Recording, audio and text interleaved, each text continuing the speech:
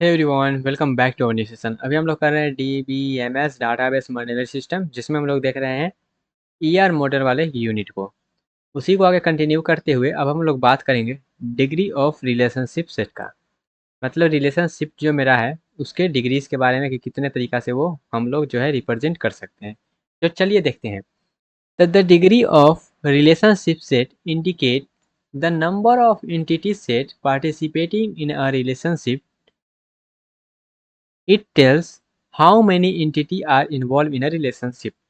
Simple सा कहने का मतलब ये है कि रिलेशनशिप मतलब होता क्या है। तो रिलेशनशिप का मतलब हम लोग देखे थे कि दो एंटिटी आपस में कैसे रिलेटेड है, उसको जो बताएगा वो हमको रिलेशनशिप जो है बता के देगा।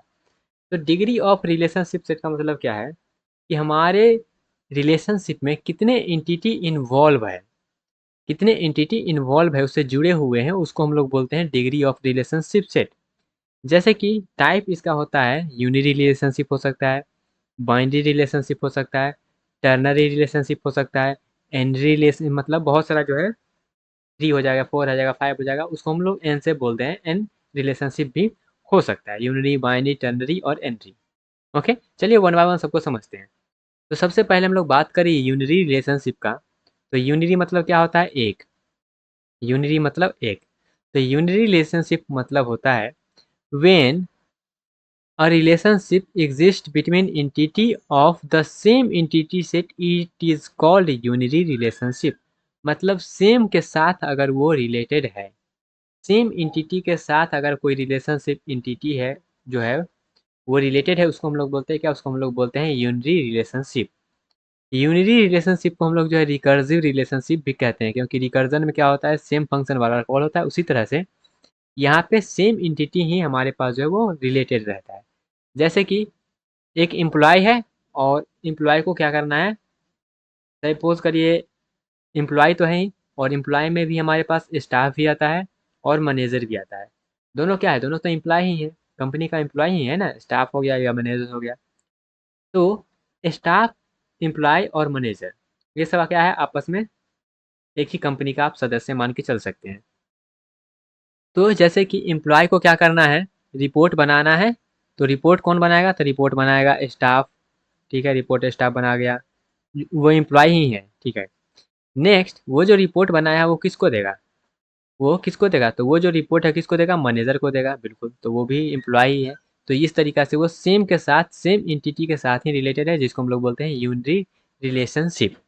उसके बाद हमारे पास आता है अगला, जो कि है बाइनरी रिलेशनशिप। अब ये बाइनरी रिलेशनशिप क्या कहता है? तो बाइनरी रिलेशनशिप कहता है कि यहाँ पे टू डिफरेंट एंटिटी सेट क्या रहता है, आपस में रिलेटेड रहता है। When a relationship exists between two different entity set, it is called binary relationship। दो एंटिटी के बीच में वो रिलेटेड रहेगा, उसको हम लोग बोलेंगे बाइनरी रिलेशनशिप। और ये जो हमारा होता है मोस्ट कॉमन रिलेशनशिप होता है। जैसे कि एम्प्लॉय हो गया और डिपार्टमेंट हो गया। तो एम्प्लॉय वर्क इन, एम्प्लॉय जो है कोई ना कोई डिपार्टमेंट तो काम करेगा ही। तो किस में काम कर रहा है वो क्या हो गया? एक रिलेशनशिप हो गया, जो कि डिपार्टमेंट को और रिलेशनशिप को क्या करेगा? आपस में रिलेटेड करेगा, जोड़ेगा। तो ये हमारा एम्प्लॉय एंटिटी हो गया एक, ठीक है। और ये हमारा डिपार्टमेंट एंटिटी हो गया, और ये दोनों को जोड़ता है कौन है? तो ये दोनों को जोड़ता है ये रिलेशन, जो कि है वर्क इन। तो एम्प्लॉय वर्क इन डिपार्टमेंट। ठीक है, एम्प्लॉय क्या करता है? कोई ना कोई डिपार्टमेंट में काम करता है, तो डिपार्टमेंट से वो जो है रिलेटेड है, तो उसका रिलेशनशिप क्या हो गया? बाइनरी टाइप का हो गया, जिसमें दो जो है डिफरेंट एंटिटी सेट आपस में रिलेटेड है। नेक्स्ट हमारे पास होता है टर्नरी। टर्नरी में क्या हो जाएगा? तीन हो जाएगा। तीन यहाँ पे एंटिटी जो है वो रिलेटेड रहेगा आपस में। जैसे कि यहाँ पे आप देख सकते हैं, एक एम्प्लॉय हो गया, एक डिपार्टमेंट हो गया और एक लोकेशन हो गया। तो एम्प्लॉय जो है देखते होंगे एक ही कंपनी का अलग अलग जो है लोकेशन पे बनाया रहता है, और वो भी तो एम्प्लॉय है ना सेम कंपनी का। तो यहाँ पे लोकेशन भी हम ऐड कर देंगे, तो हमारा क्या हो जाएगा? ये टर्नरी रिलेशनशिप हो गया। सिंपल सा कहने का मतलब यही है कि जब एक ही रहेगा रिलेशनशिप रिलेटेड सेम एंटिटी से, तो उसको हम बोलेंगे यूनरी। अगर दो एंटिटी रिलेटेड है तो उसको हम लोग बोलेंगे बाइनरी। अगर तीन है तो टर्नरी, और अगर उससे ज़्यादा है तो उसको हम जनरल बोलते रहे एनरी। मतलब एन यहाँ पे 4 हो सकता है, 5 हो सकता है, 6 हो सकता है, जितना भी होगा वो यहाँ पे उसको हम जनरल फॉर्म में एन लिख दिए हैं। तो द पार्टी पी से अब हम एन सेट, मतलब यहाँ पे एन एंटिटी रहेगा, उसको हम लोग बोल देंगे एन री रिलेशनशिप। आई होप आपको ये रिलेशनशिप का फंडा क्लियर हुआ होगा, कितने टाइप का है वो समझ में आया होगा। अब थोड़ा सा आगे बढ़ते हैं। नेक्स्ट हम लोग जो है पार्टिसिपेशन कॉन्स्टेंट्स का बात कर लेते हैं कि पार्टिसिपेशन कांस्टेंट क्या होता है।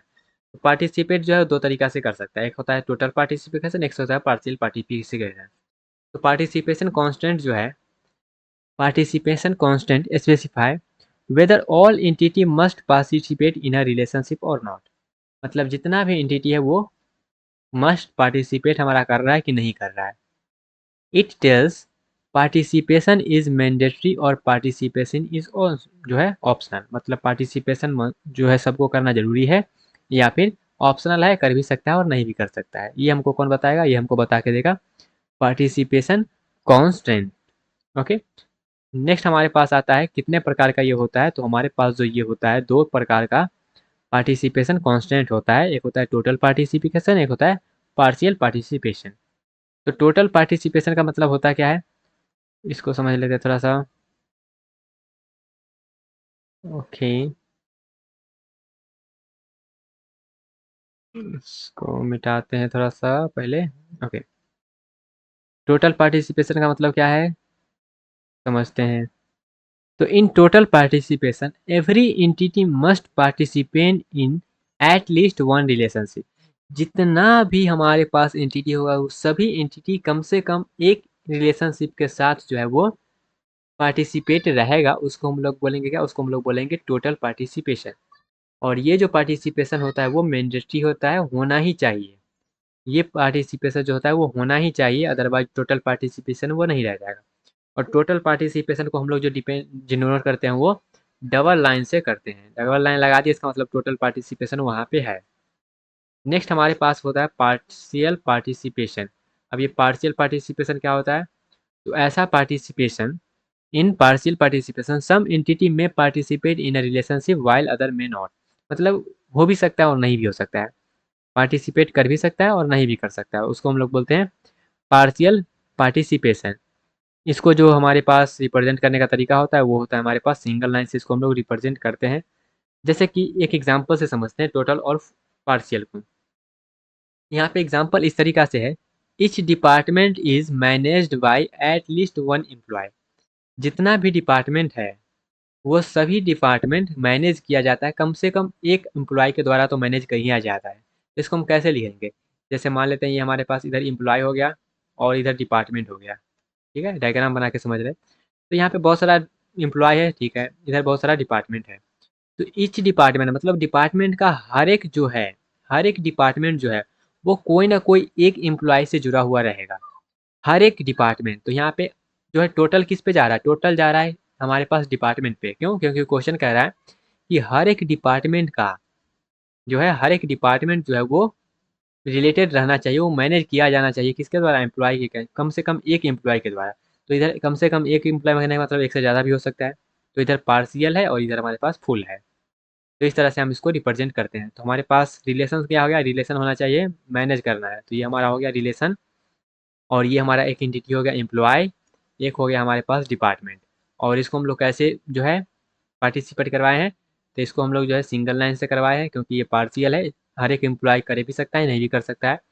और ये जो डिपार्टमेंट मैनेज कर रहा है वो हर एक डिपार्टमेंट मैनेज होना चाहिए, इसलिए यहाँ पे हम क्या किए हैं, टोटल पार्टिसिपेशन दिए हैं।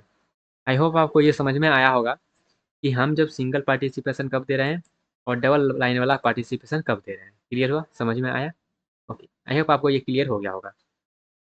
नेक्स्ट हमारे पास है मैपिंग कार्डिनलिटी। अब ये मैपिंग कार्डिनलिटी क्या है समझते हैं, सिंपल सा चीज़ है।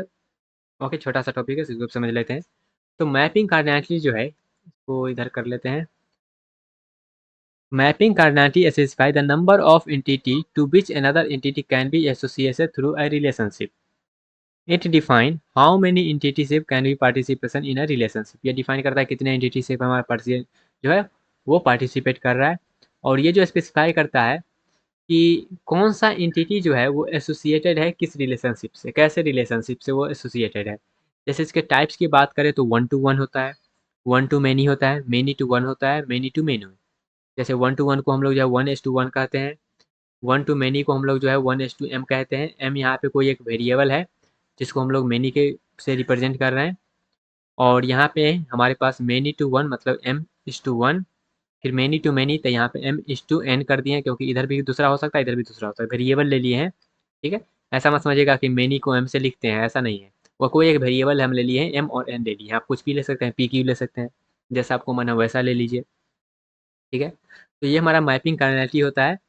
तो ये सिंपल सा जो है स्पेसिफाई करता है the number of entity to which another entity can be associated through a relationship. Okay, 4 type का हमने बता दिया। सबसे पहले हमारे पास क्या होता है, 1 to 1 रिलेशनशिप। तो 1 to 1 रिलेशनशिप कहने का मतलब क्या होता है, one entity is related to only one entity. एक एंटिटी दूसरे एंटिटी से ही रिलेटेड रहेगा और कुछ नहीं रहेगा। जैसे कि ये एक सेट है, इसमें हर एक एंटिटी है, ये एंटिटी एंटिटी एंटिटी सब एंटिटी है, और एक एंटिटी सिर्फ एक एंटिटी से ही रिलेटेड रहेगा दूसरे में, उसको हम लोग बोलेंगे 1 to 1। तो ये हमारे पास एक से रिलेटेड है, ये भी एक से, ये भी एक से, तो ये हमारे आ गया 1 से 1। ऐसा नहीं है कि सभी रिलेटेड रहना चाहिए, ऐसा बिल्कुल नहीं है, लेकिन एक जो है वो एक से ही रिलेटेड रहना चाहिए। तो जैसे कि इधर मान लेते हैं पर्सन है और इधर पासपोर्ट है, तो एक पर्सन का एक ही पासपोर्ट होना चाहिए एक जगह का, तो ये जो है सिर्फ वन ही होगा, तो इसको हम लोग 1 to 1 रिलेशनशिप कहते हैं।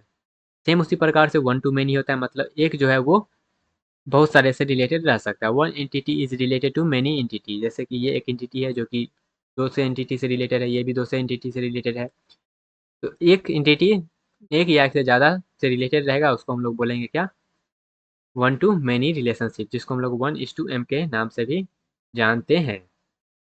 नेक्स्ट हमारे पास है मेनी टू वन, मतलब बहुत सारा जो है वो एक से रिलेटेड रहेगा। जैसे इधर देखिएगा, दो मिलके एक से रिलेटेड हो रहा है।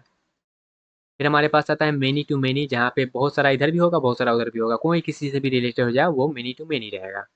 Okay, many entity are related to many entity, जिसको हम लोग बोलते हैं m/n। क्लियर हुआ? तो यहाँ पे हमने जो है ये भी समझ लिया कि हमारे जो है 1 to 1 many to one mapping cardinality किस तरह से वो मैप होगा आपस में, दो एंटिटी, उसको। देन हमारे पास अब आता है मैपिंग कार्डिनैलिटी में ही हम लोग जो है बात कर लेते हैं बाइनरी रिलेशनशिप, क्योंकि हम ज़्यादातर देखते हैं वो बाइनरी का ही देखते हैं, दो ही हम जो है एंटिटी का बात करते हैं ज़्यादातर। तो बाइनरी में हम लोग देख लेते हैं 1 to 1, 1 to many to many और मेनी टू वन। तो सबसे पहले 1 to 1 का बात करें तो जैसे कि सपोज करिएगा ये हमारे पास एक एंटिटी है, ये हमारे पास दूसरा एंटिटी है, इसके पास ये हमारे पास एक एट्रीब्यूट है, ये एक एट्रीब्यूट है, ये सब की एट्रीब्यूट है। ठीक है, और यहाँ पे हमने क्या किया, दोनों को रिलेट कर दिए हैं, और रिलेट करने के बाद यहाँ पे हम एरो का डायग्राम दिए हैं, एरो का रिप्रेजेंटेशन किए हैं। तो एरो का रिप्रेजेंटेशन हमारा जो है ना वो हमेशा जो है वो वन के साइड होगा। ऐसा मान के चलिए कि हमेशा जो होगा वो वन के साइड ही होगा। तो वन तो दोनों साइड है, तो इसलिए हम दोनों साइड क्या किए हैं, एरो दे दिए हैं। इसी को अगर हम जो है इसी तरह से लिखेंगे दूसरा तरीका से, तो इस तरह से भी कर सकते हैं। एरो का हम इधर डायग्राम बनाए हैं ना, क्योंकि हम इधर नहीं दे सकते हैं, बिल्कुल दे सकते हैं। तो इस बार हम क्या किए, इधर दिए हैं। जैसे इसका तीर किसके तरफ जाएगा, वन की तरफ जाएगा, और इधर भी वन है तो इसका तीर जो मार के आएगा वो वन की तरफ आएगा, तो हमेशा वन की तरफ ही तीर जाएगा। ठीक है, फिर हमारे पास आता है 1 to मेनी।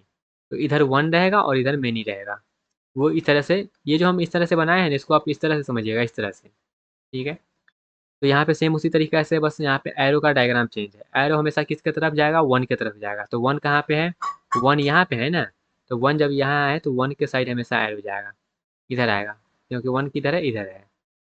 फिर हमारे पास इसी को दूसरा तरीका से लिखेंगे तो क्या हम इधर नहीं लिख सकते, ऐसे नहीं लिख सकते क्या, तो ऐसे लिख सकते हैं। लेकिन आप जो है अगर आप ऐसे लिख देते हैं तो किसके साइड जाएगा, वो एम के साइड जाएगा, लेकिन एम के साइड नहीं जाना चाहिए। हम क्या करेंगे, इस तरह से इसको लिखेंगे, वन किधर है, इधर है, तो वो एम जो है इधर तीर मारेगा वन की तरफ। सेम उसी तरह से हमारे पास है मेनी टू वन, तो ये हमारा हो गया many to one. Many to one लिख दिए, वन के साइड हमेशा जाएगा तो वन के साइड चला गया। क्या एम के साइड नहीं लिख सकते हैं, बिल्कुल लिख सकते हैं, तो लिख दीजिए। ये दोनों आपस में क्या इक्वल है, मेनी टू मेनी। तो यहाँ पे मेनी टू मेनी है, तो हम क्या बोले, हम आपको बोले हैं कि हमेशा वन के साइड जाएगा। तो यहाँ पे तो वन है ही नहीं, तो यहाँ पे वन नहीं है, तो यहाँ पे हमारा जो है एरो डायग्राम नहीं आएगा। हमेशा वन के तरफ ही एरो हम देंगे, अदरवाइज नहीं है तो नहीं देंगे एरो। तो ये हमारे पास होता है binary mapping, binary relationship mapping. Advantage की बात करें ई आर डैम मॉडल का, तो यहाँ पे ई आर मॉडल हमारा खत्म हो जाता है। ठीक है, इसमें जो है थोड़ा सा इस तरह से हम जो है ई आर मॉडल कन्वर्ट करते हैं, उसको हम लोग देखेंगे लास्ट में, देखेंगे सबसे लास्ट में देखेंगे उसको। लेकिन फिलहाल के लिए जो है यहाँ पे हम इसके एडवांटेज की बात कर लेते हैं। इसका एडवांटेज ये है कि यहाँ पे हम विजुअलाइजेशन के थ्रू करते हैं, डायग्राम को रिप्रेजेंट करके करते हैं, सब कुछ सिंपल हो जाता है। डाटाबेस का डिज़ाइन थोड़ा सा यहाँ पे इम्प्रूव हो जाता है, कम्प्लेक्सिटी रिड्यूस हो जाता है। डिसएडवांटेज ये है कि यहाँ पे जब हम कोई लार्ज डाटाबेस का बात करते हैं तो डायग्राम से बनाना वहाँ पे पॉसिबल नहीं होता है, जो कि इसका क्या है, एक डिसएडवांटेज है। कॉन्स्टेंट जो है वो थोड़ा सा लिमिटेड रहता है, सब कुछ को हम रिप्रेजेंट नहीं कर सकते हैं इसके माध्यम से। अब कुछ कुछ डायग्राम जो है याद रखिएगा ईआर मॉडल में, जैसे कि एंटिटी को हम इस तरह से रिप्रेजेंट करते हैं, वीक को एंटिटी को ऐसे, रिलेशनशिप को ऐसे, वीक एंटिटी को ऐसे, एट्रीब्यूट को हम इस तरह से रिप्रेजेंट करते हैं, की एट्रीब्यूट को इस तरह से, मल्टी वैल्यूड को, डिराइव्ड को, उसके बाद हमारे पास कंपोजिट एट्रीब्यूट को इस तरह से रिप्रेजेंट करते हैं। तो ये सब ऑलरेडी हम लोग बात कर लिए, यहाँ पे एक जगह आपको जो है रिप्रेजेंट करके बता दिए हैं। ओके, आई होप आपको ये चीज़ समझ में आया होगा। समझ में आया? सिंपल सिंपल सा चीज़ है, ये यूनिट ही सिंपल सा है। ठीक है, इसमें ज़्यादातर क्वेश्चन आते भी नहीं है, और आते हैं तो सिंपल सा क्वेश्चन आते हैं, और जो है आसानी से वो बन जाता है। ठीक है, तो इसमें ज़्यादा समझने वाला चीज़ नहीं है, बस देखते जाइए, सिंपल सिंपल सा चीज़ है, आपको सब कुछ याद हो जाएगा। ओके, तो मिलते हैं गाइस अपने अगले सेक्शन में, जहाँ पे हम लोग जो है आगे के टॉपिक को कंटिन्यू करेंगे। तब तक के लिए bye bye, tata, take care and all the best.